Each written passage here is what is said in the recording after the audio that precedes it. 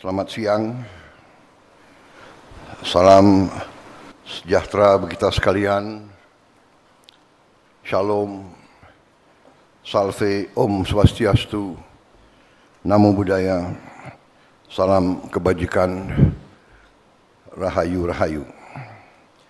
Yang saya hormati Wakil Presiden Republik Indonesia, Saudara Gibran Raka Buming Raka, para Menteri Koordinator,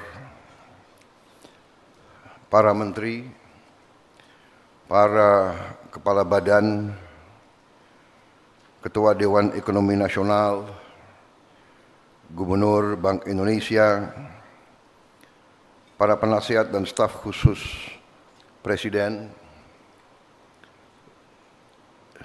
Jaksa Agung, Kepala Badan Intelijen Negara, Panglima TNI, Kepala Kepolisian Republik Indonesia, para Kepala Staf Angkatan,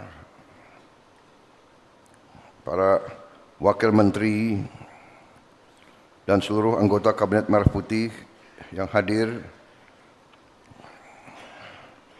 seluruh pejabat eselon 1 kementerian, lembaga, dan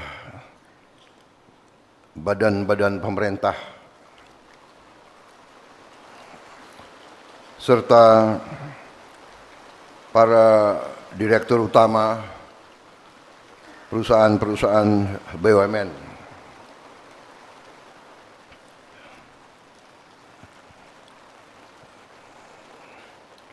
Sebagai insan yang bertakwa, marilah kita tidak henti-hentinya memanjatkan puji syukur kehadirat Tuhan Maha Kuasa, Tuhan Maha Besar,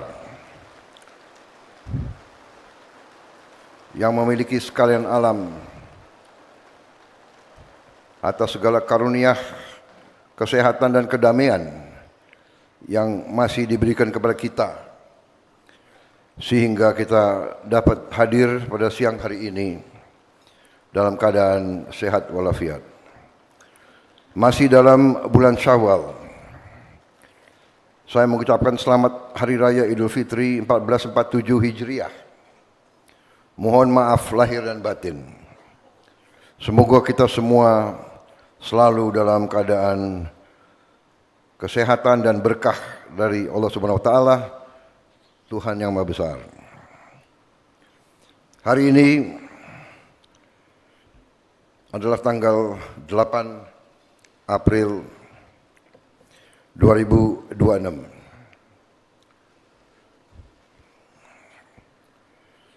Saya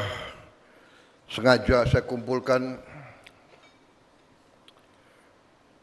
para menteri, para kepala badan, dan pejabat-pejabat dari cabang eksekutif, termasuk di sini seluruh eselon 1 kementerian, lembaga, dan juga dirut-dirut BUMN.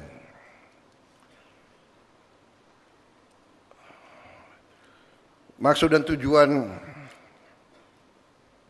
rapat kerja ini adalah kesempatan saya menyampaikan arahan-arahan di bisa dikatakan tahap 1 tahun lebih kita menjalankan mandat kita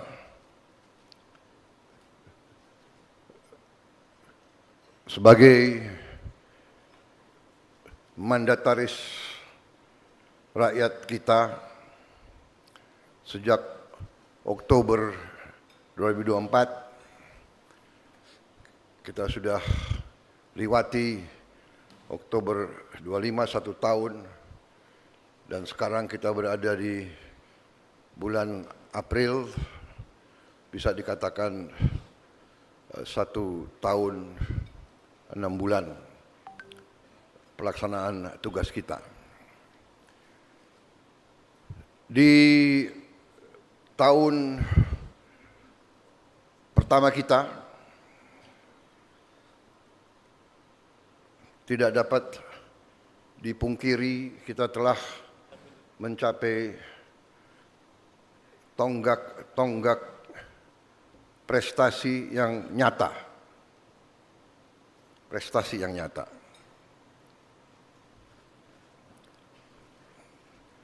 Di tengah prestasi yang nyata ini, kita menghadapi keadaan dunia yang penuh dengan ketidakpastian, dengan penuh konflik, peperangan di mana-mana yang telah mengakibatkan goncangan-goncangan stabilitas dunia.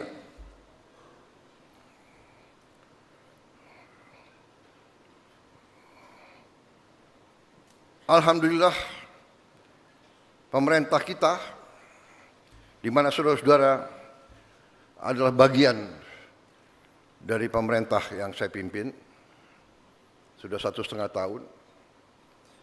Alhamdulillah, kita dapat mengendalikan arah perkembangan, arah bernegara bangsa kita. Kita dapat navigasi melalui hal-hal yang berbahaya, tapi 1,5 tahun ini alhamdulillah kita telah membuktikan bahwa pemerintah kita efektif, pemerintah kita handal, dan pemerintah kita dapat melaksanakan tugas bernegara dengan benar dan baik. Hal-hal ini ditandai oleh prestasi-prestasi nyata, prestasi-prestasi yang dapat diukur secara matematis dan secara fisik di lapangan. Saudara-saudara, dari sejak awal kita membentuk pemerintahan, bahkan sebelumnya, selama bertahun-tahun saya berkiprah sebagai pemimpin politik dan pemimpin dan pelaku ekonomi bertahun-tahun. Saya telah memimpin partai politik cukup lama, dari 2008. Sebelumnya pun saya terlibat dalam politik dari sejak 2004. Saya juga pelaku ekonomi sebagai seorang pengusaha, dan saya juga sebagai mantan prajurit, saya juga sebagai mantan panglima, saya juga sebagai mantan jenderal Tentara Nasional Indonesia.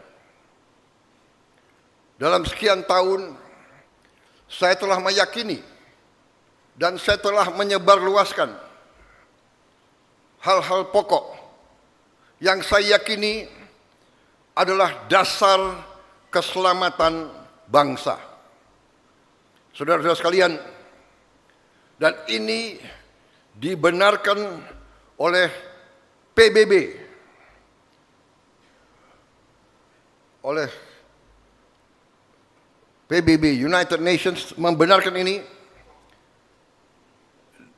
dalam SDG yang mereka umumkan, Sustainable Development Goal, di mana berapa tahun yang lalu PBB sudah meramalkan bahwa krisis dunia, krisis yang akan melandai seluruh dunia adalah 3 hal, yaitu krisis pangan, krisis energi, dan krisis air. Food, energy, and water ini sudah dicanangkan oleh PBB, dan ini sudah saya perjuangkan di mana-mana bertahun-tahun, belasan tahun, dan saya buktikan bahwa saya, kalau tidak salah, apa sudah dibagikan atau belum kepada semua pejabat yang hadir di sini, buku-buku saya selama berapa dasawarsa ini. Ini sebagai bukti bahwa sekian puluh tahun pun saya sudah cantumkan hitam di atas hitam di atas putih bahwa masalah dasar bagi negara adalah 3 hal itu: pangan, energi, air. Alhamdulillah, negara kita masalah air tidak sebenarnya menjadi masalah. Masalahnya kadang-kadang kita kelebihan air. Kita ketawa kelebihan air. Ini karunia. 1 hari air turun di Bogor, 1 hari air turun di Bogor sama dengan 1 tahun air turun di Australia Barat. 1 hari air turun di Bogor sama dengan 1 tahun air turun di Australia Barat. Demikian berkah yang kita terima dari Yang Maha Kuasa. Ya, di bagian-bagian tertentu negara kita, Indonesia Timur, pulau-pulau tertentu masih ada kesulitan air. Tapi kita dapat mengatasi karena airnya ada. Tinggal mampu atau tidak kita mendapatkannya dan menjaganya. Karena kadang-kadang kita sendiri yang tidak dapat menjaga alam kita. Hutan kita babat. Hutan, pohon-pohon di gunung kita babat. Akhirnya air tidak dapat ditahan, terjadi kekeringan. Tapi hal-hal ini dapat kita atasi. Ada negara-negara yang kaya dengan minyak dan gas, tidak punya air. Apa yang saya ingin sampaikan, saudara-saudara? Hal-hal ini begitu penting. Hal-hal ini begitu mendasar. Dan hal-hal ini telah digarisbawahi oleh pendiri bangsa kita. Ya, dalam Undang-Undang Dasar 1945 jelas-jelas disampaikan ya, bahwa bumi dan air dan semua kekayaan yang terkandung itu harus dikuasai negara karena begitu menentukan kehidupan bangsa.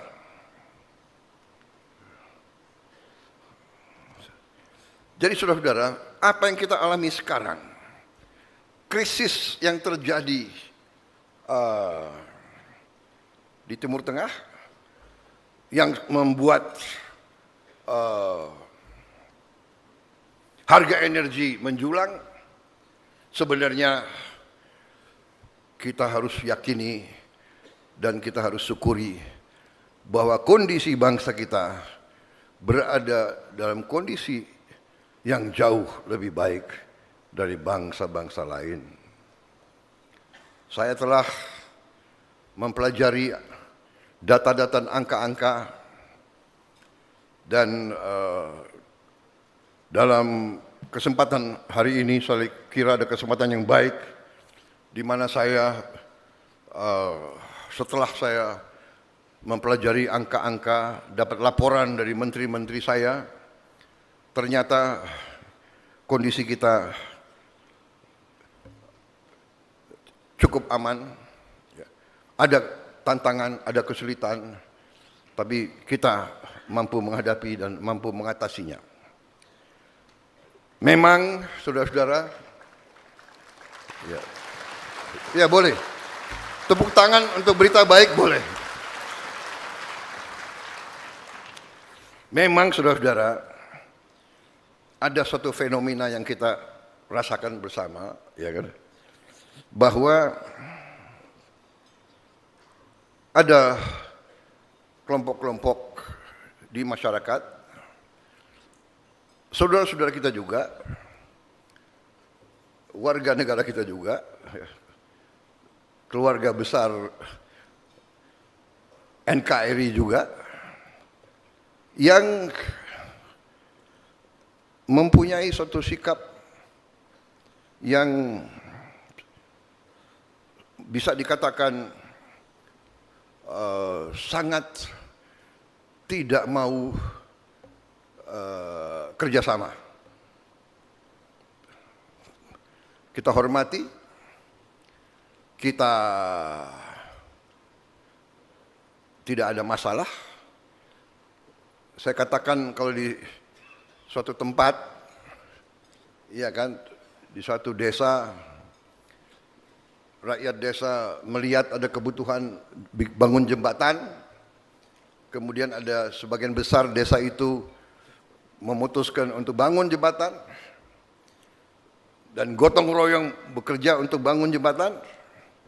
Tapi ada mungkin sekelompok yang tidak mau ikut bangun jembatan, yang nggak ada masalah. Yang mau bangun jembatan, ayo kita bangun jembatan. Yang nggak mau ikut bangun jembatan, ya nggak ada masalah, silakan saudara duduk nonton atau apa, boleh apa itu kritik boleh, ya kan. Hanya saya juga nggak mengerti kalau orang lagi mau bangun jembatan, ada yang duduk, dia tidak mau ikut bangun jembatan, tapi dia kritik, kamu goblok kamu, ya kan? Kayunya salah, jangan di situ, ya kan? Pakunya salah, harus di sini. Rantainya salah, salah aja bang. Ya kan? Tapi nggak jadi-jadi itu jembatan, benar nggak? Nah kita yang mau bangun jembatan, apa sikap kita? Apa kita grogi? Lihat, ya kan? Nggak apa. Goblok kamu. Kamu bikin jembatan goblok. Ya, saya goblok tapi rakyat ini desa minta jembatan, saya bangun jembatan untuk rakyat kita. Jadi saudara-saudara, ini fenomena, tapi ini ada di banyak negara. Tapi ini nanti akan saya jelaskan. Fenomena ini memang bukan 1-2 tahun, sudah ratusan tahun. Bahwa waktu kita diganggu, dijajah bangsa asing, selalu ada saudara-saudara kita dari bangsa kita sendiri yang juga mempermudah bangsa asing itu menjajah kita, merampok kekayaan kita, membuat kita budak. Itu saudara kita juga. Jadi ini bukan fenomena baru. Ini biasa. Bibit-bibit dengki, iri, syirik itu bagian dari manusia. Ya. Kebencian, dendam, sakit hati, ini bagian, dan memang ada itu ada. Jadi kita tidak boleh istilahnya kaget, ya kan? Yang sekarang jadi masalah sedikit adalah teknologi. Bahwa dengan sekarang teknologi, ya, dengan teknologi AI, kecerdasan buatan, dengan teknologi informatika digital, satu orang dia bisa punya 1.000 account. Dia bisa beli alat-alat tidak terlalu mahal, yang dari 1.000 ini bisa diperbanyak lagi, seolah-olah. Jadi saudara-saudara yang agak repot, mungkin 100 orang, 200 orang, mungkin 1.000 orang, mungkin 5.000 orang, bisa bikin heboh. Nah, ini namanya the echo chamber. Ada dalam pelajaran-pelajaran intelligence itu ada, ya kan?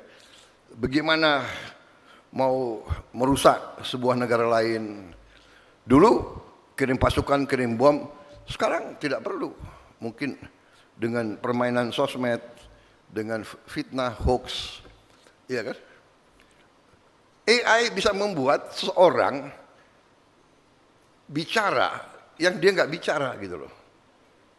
Saya sering itu, saya ini suara saya jelek, saya nggak bisa nyanyi. Ada di YouTube, Prabowo nyanyi, suaranya bagus banget. Saya ada kaget, saya bilang, oh, boleh juga nih. Kalau menguntungkan boleh, tapi kalau nggak menguntungkan bagaimana? Ada lagi, saya pidato dalam bahasa Mandarin. Iya kan? Ada lagi, saya pidato dalam bahasa Arab, luar biasa. Karena waktu itu kampanye, saya kira kalau di daerah-daerah tapal kuda ini mungkin menguntungkan. Jadi saya diam juga. Ini. Kalau menguntungkan kita diam, ya kan? Enggak, ini saya mau sampaikan. Ini masalah bagi kita, ya. Kita waspada, ya, nanti kita terima koreksi-koreksi itu. Kalau kita difitnah, kalau kita dihujat, anggaplah itu sebagai apa? Sebagai peringatan supaya kita waspada. Iya kan? Prabowo bodoh. Oh, wah, saya harus waspada. Kalau saya bodoh, artinya saya harus kumpulin orang-orang pintar untuk bantu saya. Kan begitu. Prabowo, yang terakhir itu Prabowo apa? Keras kepala. Kalau saya dibilang keras kepala, ya, saya harus terima itu sebagai, ya kan? Oh, saya coba pegang kepala saya, ini keras juga. Atau apa begitu ya? Oh, saya harus. Kadang-kadang keras kepala dalam suatu pekerjaan dibutuhkan. Sekarang orang mengatakan ya, rakyat Iran keras kepala. Pejuang-pejuang Iran keras kepala. Bolak-balik diancam, bolak-balik mau dihabisin, ya terakhir apa itu? Tapi dia tidak, saya tidak ikut politik dalam negeri orang lain. Tapi bagi sebuah bangsa, kadang-kadang keras kepala butuh. Dulu bapak-bapak pendiri bangsa kita keras kepala. Lebih baik mati daripada dijajah kembali. Keras kepala. Tidak mau kita dijajah kembali. Keras kepala. Pemimpin-pemimpin kita keras kepala. Ya. Merah putih, harga mati. Enggak ada itu urusan. Jadi saudara-saudara, kita sikapi dengan ketenangan, kita sikapi dengan kearifan. Ya. Tetapi prinsip-prinsip kita pegang teguh. Yaitu prinsip-prinsip bernegara. Harus kita pegang teguh. Tidak ada negara tanpa hukum. Tidak ada negara tanpa undang-undang dasar.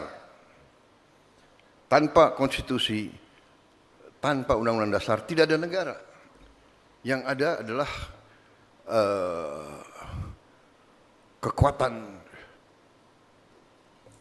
kekuatan rimba, hukum rimba, hukum senjata, dan rakyat kita tidak menghendaki itu. Semua unsur yang bertanggung jawab, yang arif, harus bekerja keras, harus berjuang untuk menegakkan hukum konstitusi, hukum berdasarkan kesepakatan, hukum berdasarkan konsensus.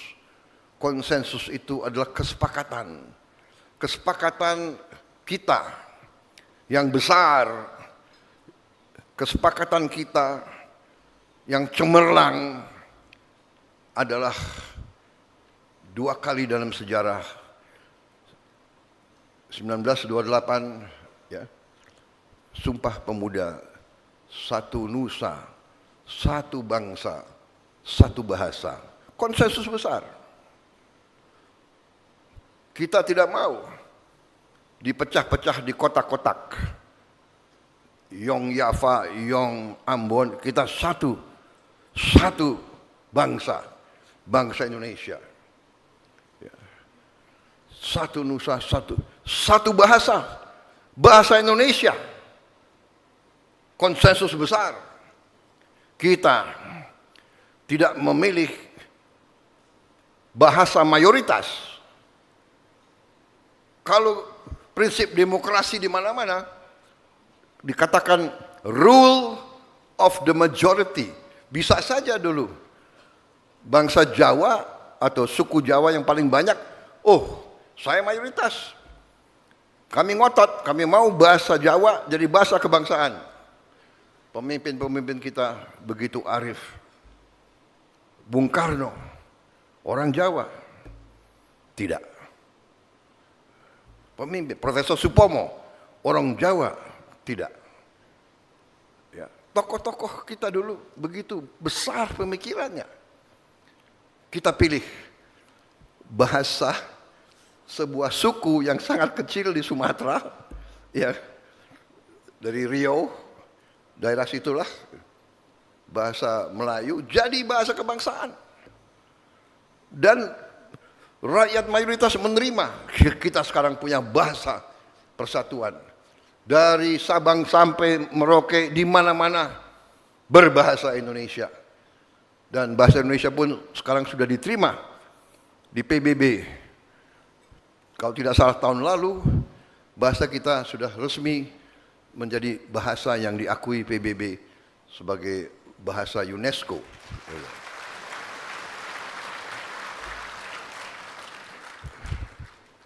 Jadi saudara-saudara, konsensus kedua yang terhebat adalah 1945, di mana pendiri-pendiri bangsa kita merumuskan sebuah konstitusi, sebuah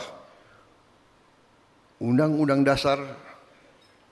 Juga dibutuhkan jiwa besar mayoritas. Jadi waktu itu kita rumuskan sebuah negara dengan ideologi Pancasila. Kita membentuk negara republik yang tidak mengangkat agama resmi, agama mayoritas. Mengakui semua agama sebagai agama yang dihormati. Di situ kehebatan Pancasila. Jadi saudara-saudara, kondisi seperti ini kita selalu berpegang teguh kepada konsensus-konsensus besar. Kita telah memilih bernegara secara demokrasi. Demokrasi, kedaulatan di tangan rakyat. Tidak ada masalah. Kalau ada pemerintah yang dinilai tidak baik, ya gantilah pemerintah itu. Ada mekanismenya. Dengan baik, dengan damai, bisa melalui pemilihan umum, tidak ada masalah. Bisa juga melalui impeachment, tidak ada masalah. Tapi impeachment ya melalui saluran. Ada salurannya.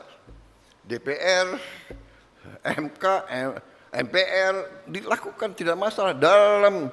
Dalam sejarah kita telah terjadi beberapa pergantian Bung Karno turun dengan damai,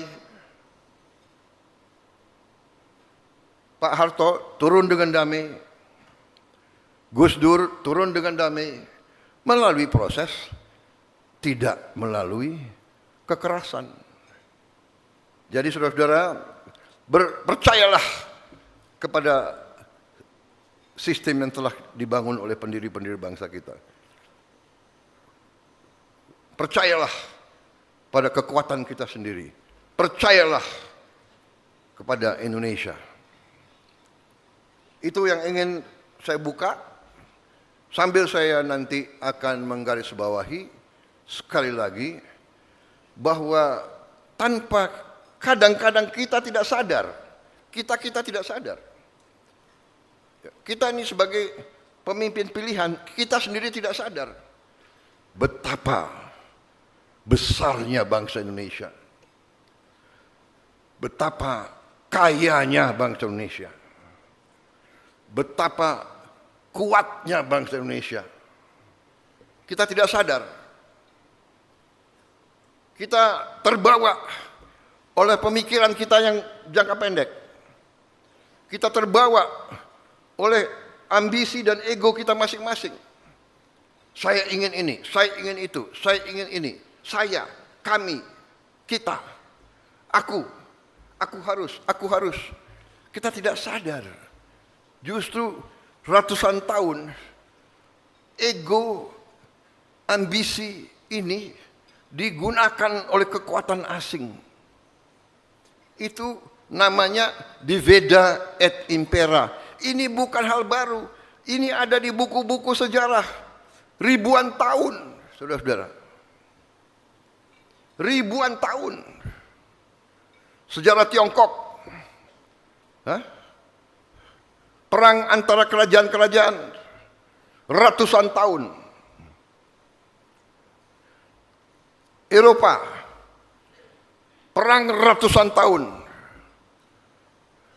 Timur Tengah. Belajarlah sejarah. Saudara-saudara sekalian. Kalau kita belajar sejarah, kita faham. Kita tidak mengerti, saudara-saudara, sekarang, ya, perang di Timur Tengah itu membuktikan satu selat, Hormuz, itu menentukan hidupnya banyak bangsa, menentukan harga minyak. Satu selat. 33 mile, berapa itu? 60 kilo.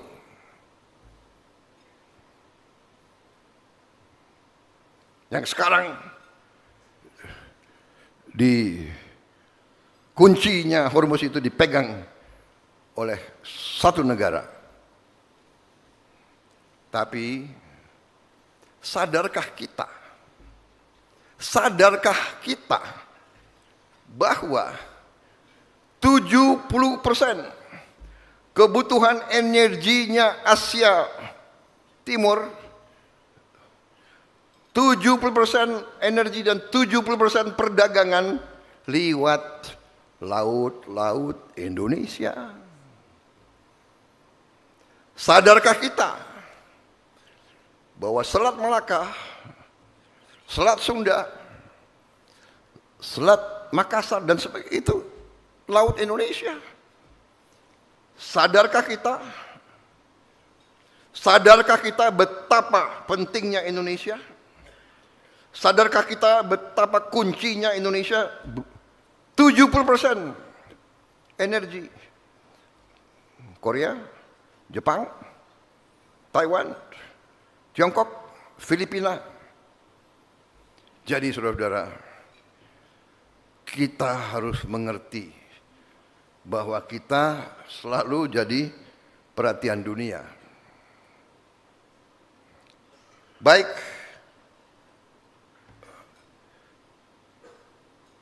maksud dan tujuan saya pengarahan ini adalah karena pentingnya peran kita, makanya kita juga harus memimpin bangsa ini, mengendalikan bangsa ini dengan baik, dengan tepat, dan dengan handal. Saudara-saudara sekalian, beberapa hari yang lalu melalui rapat-rapat menghadapi kondisi global yang penuh krisis yang mengakibatkan suplai energi menjadi masalah. Ternyata kita setelah mengkaji, kita punya kekuatan ekonomi yang cukup kuat. Nanti saya minta beberapa menteri untuk memaparkan singkat, ya, untuk kita mengerti posisi kita dari semua KL, semua. Dan setelah paparan itu tentang kondisi kita, sebagian langkah-langkah sudah kita umumkan, ya, sebagian langkah-langkah untuk kita kendalikan konsumsi daripada bahan bakar untuk jangka pendek ini. Jangka pendek yang saya anggap yang saya anggap kritis adalah 1 tahun ke depan ini, 12 bulan ke depan. Sesudah 12 bulan kita akan menjadi sangat kuat. Nanti langkah-langkahnya kita jelaskan. Tapi intinya sekarang kita siap, kita kuat menghadapi 1 tahun ini. Setelah kita pelajari kondisi. Karena apa? Karena sumber-sumber minyak dan gas kita tidak terlalu banyak yang lewat Selat Hormuz. Kita bisa mencari alternatif lain selain kita punya kekuatan dalam negeri yang sangat kuat. Ada periode yang kita harus atasi bersama, tapi saya terima kasih tim saya, menteri-menteri ekonomi saya, handal, terima kasih. Mereka laporkan, Pak, tenang. Untuk BBM yang bersubsidi kita akan pertahankan untuk rakyat kecil dan rakyat miskin. Kita akan pertahankan untuk 80% rakyat kita. Tapi pada saatnya yang orang-orang kuat, orang-orang kaya, ya kalau mau pakai bensin yang mahal, ya dia harus bayar harga pasar. Lo udah kaya minta subsidi lagi. Ya enggak lah. Yang kita bela rakyat miskin. Ya. Saya terima kasih. Dan ini hanya periode tertentu, dan ini juga benar, ini juga baik. Kita tidak boleh jadi bangsa yang terlalu santai. Mari kita koreksi diri kita, ya. Bangsa kita terlalu banyak diberikan oleh Yang Maha Kuasa. Sehingga kita ini, ya kan, kumaha engke, ya kan? Bukan engke kumaha. Kumaha engke, tenang aja, ya kan? Pak Bahlil bilang aman, jadi tenang. Aman tidak berarti kita tenang-tenang, santai-santai, tidak. Kita bekerja, kita waspada. Saudara-saudara, krisis ini bagi saya adalah sebuah peluang. Krisis, kesulitan, tantangan, hambatan, rintangan adalah peluang. Membuat kita harus bekerja lebih baik, harus bekerja lebih efisien, tidak boleh boros, tidak boleh ada kebocoran, tidak boleh ada korupsi. Sekarang kita harus menghimpun semua kekuatan kita. Saya telah minta Menteri Pendidikan Tinggi dan Sains dan Teknologi, saya telah minta profesor, kampus-kampus sekarang harus bekerja. Dan mereka sudah bekerja. Kita punya teknologi sekarang. Teknologi untuk membersihkan sampah buatan kita sendiri, tidak terlalu mahal. Tidak usah kita beli teknologi yang terlalu mahal dari luar. Dalam waktu 2-3 tahun, sampah seluruh Indonesia akan kita selesaikan. Tidak akan ada kota, tidak akan ada jalan, tidak akan ada bagian Indonesia yang bau oleh sampah. Kita akan selesaikan masalah sampah dari Sabang sampai Merauke, saudara-saudara.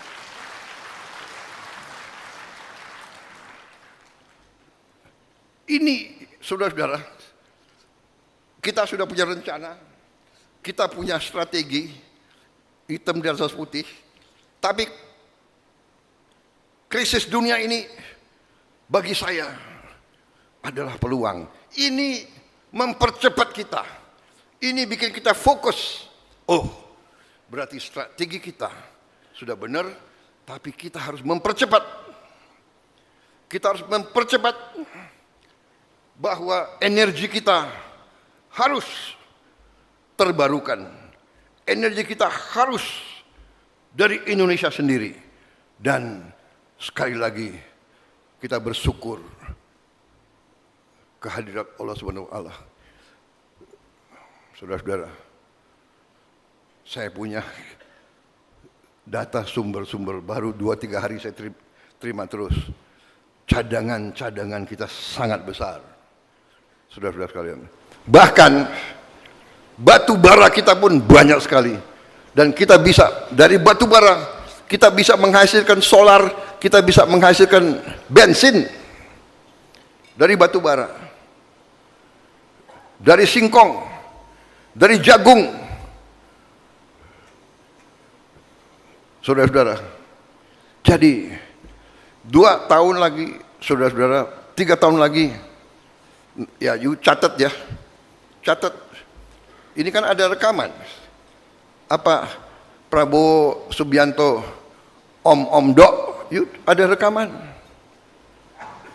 Semua yang saya sampaikan itu ada tolok ukur matematik.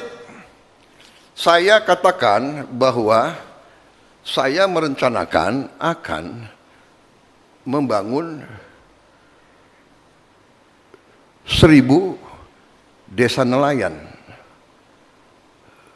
Tahun 2026 ini, Desember 2026, kita akan cek, saudara, nanti bisa nagih ke Prabowo. Berapa desa nelayan yang sudah selesai? Jadi, berdiri di sini, saudara-saudara, jangan anggap ini pekerjaan yang enak. Yang mau jadi presiden, selamat. Benar-benar sih. Aku udah terlanjur. Jadi aku harus kerja keras sekarang ini. Nggak ada libur saya. Dibilang Prabowo jalan-jalan ke luar negeri, seneng jalan-jalan ke luar negeri, ya kan? Saudara-saudara, untuk amankan minyak, ya gue harus kemana-mana. Kita ke Jepang kemarin ya. Kita ke Jepang, kita dapat. Ini saya berangkat lagi nih. Aku mau berangkat lagi nih ke sebuah negara. Nanti begitu aku berangkat, kau tahu kemana. Amankan juga. Tapi alhamdulillah sebelum saya berangkat, advance team tenang. Ya. Jadi saya ini confident. Nggak ada itu. Bagi saya Indonesia gelap, nggak ada. Ya. Indonesia cerah. Di saat banyak negara susah. Tidak, kalau ini nggak usah tepuk tangan ini. Karena saudara-saudara, Anda tahu sekarang keluar itu, ada itu. Kalau terjadi perang dunia ketiga, negara mana yang aman? Indonesia termasuk papan atas loh. Sekarang kau ke Bali, kau lihat tuh, berapa orang Rusia di situ, berapa orang Ukraina di situ. Ya. Rencana kita mau bikin apa itu? Special Financial Center. Kita lagi cari tempat. Kalau Pak Luhut sarankannya di Bali. Nggak tahu Pak Luhut senang banget Bali itu. Tapi kita semua senang Bali. Tapi saudara-saudara, gagasan ini ya yang dibicarakan Pak Luhut ke saya bertahun-tahun ini, ternyata sekarang uang-uang yang di Timur Tengah dia mau kemana? Saudara-saudara, negara mana yang tidak perang sekarang? Kasih tahu. Ya. Indonesia salah satu yang paling diminati. Jadi saudara-saudara, intinya adalah kita sangat banyak potensi. Tapi ini juga yang saya katakan membuat kita sekarang harus lebih keras, bekerja lebih teliti. Karena itulah saya kumpulkan rapat kerja ini supaya nanti kita satu bahasa, satu rencana kerja. Ya, tidak boleh ada pemikiran sektoral. Tidak ada yang boleh satu departemen, satu kementerian, satu institusi memikirkan institusinya sendiri. Kita harus kerjasama. Makanya kita semua mengarah kepada seamless, suatu pemerintahan yang bekerja dengan cepat, dengan integralistik, dengan lancar, tidak dengan saling mempertahankan pemikiran-pemikiran sektoral. Jadi ini antara lain adalah tujuan rapat ini, ya. Hal-hal yang ingin sekarang saya sampaikan sebelum kita lebih rinci, ya, bahwa kita tadi saya katakan kita juga harus menyesuaikan, ya, pada saatnya dengan kondisi harga-harga BBM di dunia. Tapi yang jelas kepentingan rakyat paling bawah akan kita jaga, ya. Kemudian langkah-langkah kita untuk amankan BBM yang kita sudah putuskan adalah, yang boleh saya umumkan sekarang adalah bahwa pelaksanaan haji tahun 2026 ini, kecuali pemerintah Arab Saudi menentukan lain, kalau kita laksanakan, kita pastikan bahwa biaya haji tahun 2026 kita turunkan harganya sekitar 2 juta rupiah. Walaupun harga aftur naik, tapi kita berani menurunkan biaya haji untuk tahun ini. Demikian komitmen pemerintah ini untuk melindungi rakyat paling bawah. Kita sekarang berjuang dan alhamdulillah saya dapat laporan antrian haji sekarang tidak lagi 48 tahun. Mulai 2026 antrian haji paling lama 26 tahun, dan saya akan berjuang untuk lebih ringkas lagi. Untuk pertama kali dalam sejarah Indonesia diberi kehormatan, kita sekarang sudah punya lahan di kota suci Mekah. Ya, lahannya adalah sekitar, Menteri Agama berapa hektar sekarang? 45 hektar, ya. Yang lama dan yang baru, ya. Total 45. Ya. Di sini ada Danantara, ada di sini. Tapi Pak Rosan ke luar negeri, ya. Ya sekitar 45. Berapa hektar totalnya sekarang? Berapa? 45 hektar. Di 45 hektar itu kita akan bikin perkampungan haji Indonesia, ya, sekian belas menara, sekian puluh menara yang bisa menampung, dan bahkan saya sudah mengajukan dan di prinsip sudah disetujui.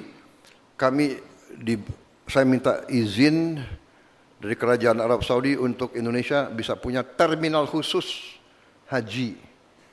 Jadi nanti terminal itu khusus untuk haji kita supaya bisa lebih cepat masuk dan keluar.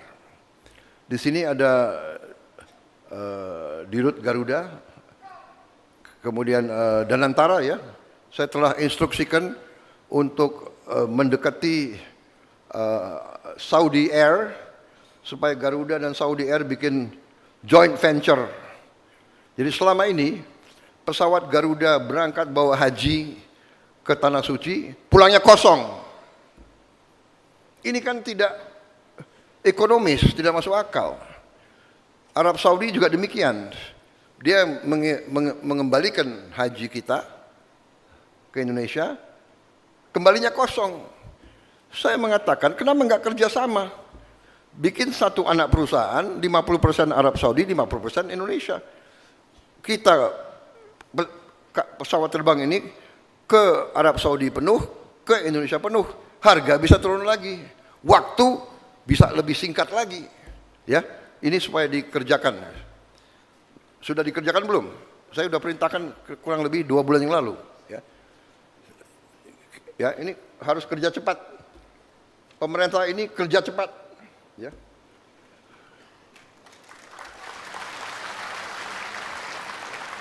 Nanti Dirut Garuda menghadap saya. Ya. Tambah botak dia kepalanya.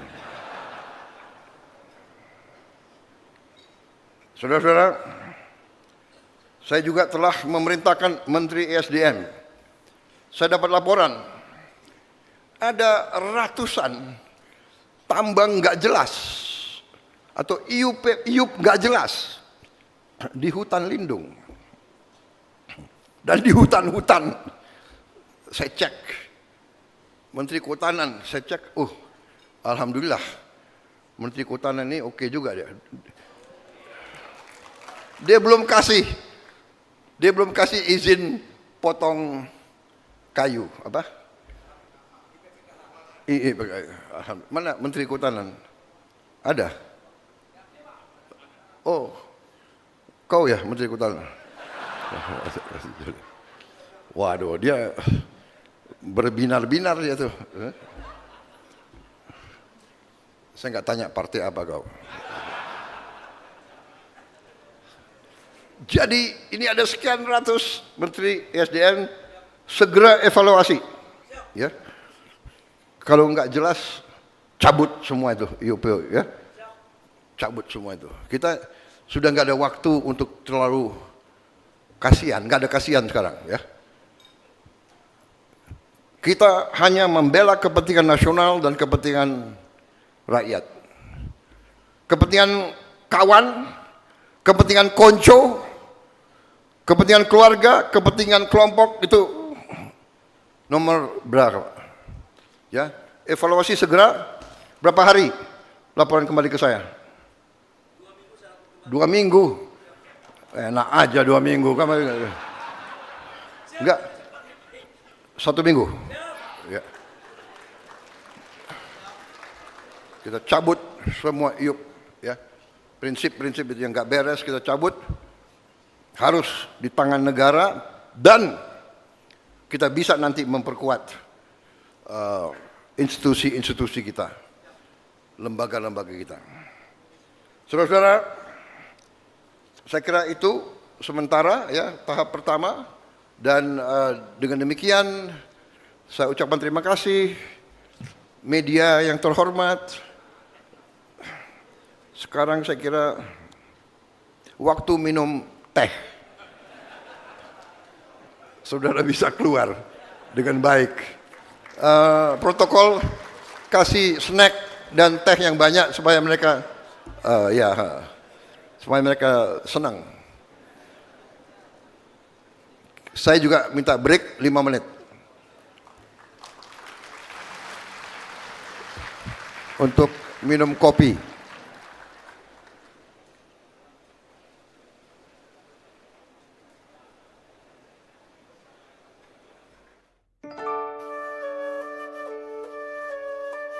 Saya dari usia muda, saya telah bersumpah jiwa raga saya untuk bangsa dan rakyat Indonesia.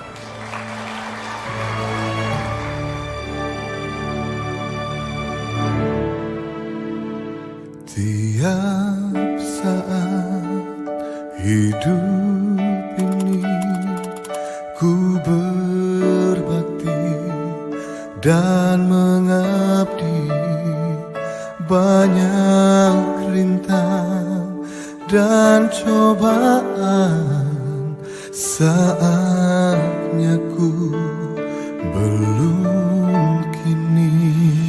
Ku berkorban, terus berjuang untuk pensiunan semua bersatu. Aku jatuh bangkit lagi. 8. Prabowo Subianto, Menteri Pertahanan. Aku satu kesempatan untuk bisa wujudkan mimpiku. Saat rakyat kecil tersenyum bahagia, semua rukun dan bersatu. Berilah aku satu kesempatan, ku persembahkan yang terbaik. Dan saat rakyat sejahtera, ku yakin bangsaku kan abadi.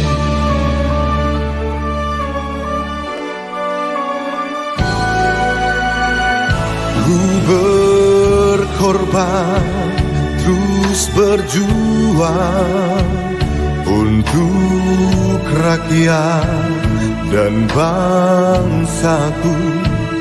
Aku jatuh bangkit lagi. Ku berharap berilah aku satu kesempatan untuk bisa wujudkan mimpiku. Saat rakyat kecil tersenyum bahagia, semua rukun dan bersatu. Berilah aku satu kesempatan, ku persembahkan yang terbaik. Dan saat rakyat sejahtera, ku yakin bangsaku kan abadi. Kau pemenang dalam hidupmu, perjuangkan kesempatan itu. Saya akan memimpin, akan mengayomi, akan melindungi, akan membela seluruh rakyat Indonesia.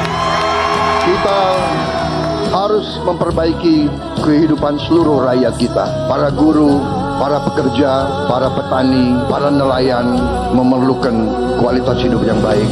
Saat rakyat kecil tersenyum bahagia, semua rukun dan bersatu.